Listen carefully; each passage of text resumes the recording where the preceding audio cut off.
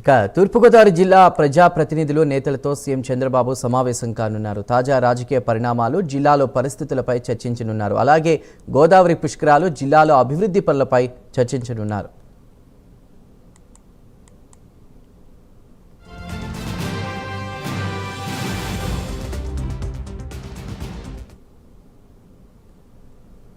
Right, ఇక తూర్పుగోదావరి జిల్లా ప్రజాప్రతినిధులు నేతలతో సీఎం చంద్రబాబు సమావేశానికి సంబంధించి కరెంట్ అప్డేట్స్ ఏంటి?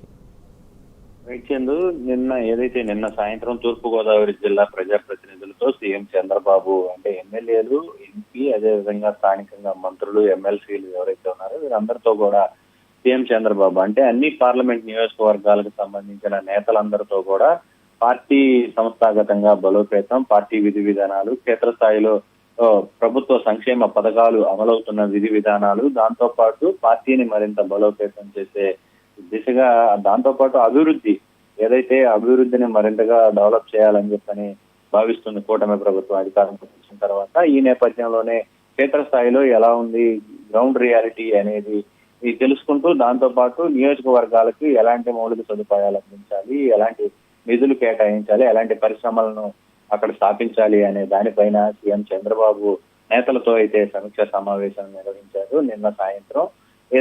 అంటే ప్రధానంగా తాజా రాజకీయ పరిణామాలు, జిల్లాలోని పరిస్థితులపై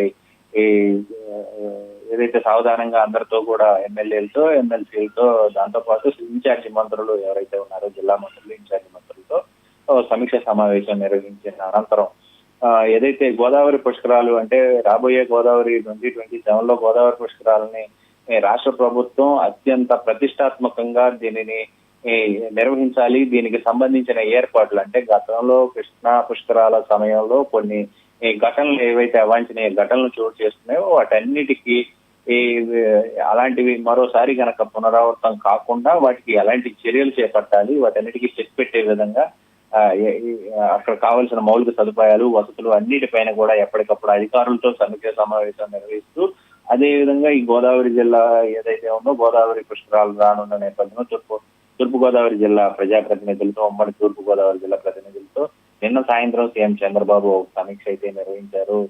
దాంతో అందరితో కూడా దీనిపైన నిర్వహించి దాన్ని మరింత డెవలప్ చేయాలని చెప్పనైతే ఆయన ఆలోచన చేసినట్లుగా మనకైతే తెలిసింది. దీంతో పాటు నేడు గుంటూరు పార్లమెంట్ పరిధిలో ఉన్న 7 నియోజకవర్గాల ఎమ్మెల్యేలు, ఎమ్మెల్సీలు, ఇన్ఛార్జి మంత్రులతో సీఎం చంద్రబాబు సాయంత్రం ఉండవల్లి నివాసంలో అయితే సమీక్ష సమావేశం నిర్వహించనున్నారు. నియోజకవర్గం అంటే పార్లమెంట్ పరిధిలో ఉన్న అన్ని నియోజకవర్గాలను మరింతగా అభివృద్ధి చేయడంతో పాటు నిధులు కేటాయింపు, దాంతో పాటు స్థానికంగా ఏదైతే ఉందో రాజకీయంగా అక్కడ జరుగుతున్న తాజా రాజకీయ పరిణామాలు, వీటన్నిటిపైన కూడా ఆయన నేడు కూడా సమీక్ష సమావేశం అయితే నిర్వహించనున్నారు. Chandu, thank you for the updates.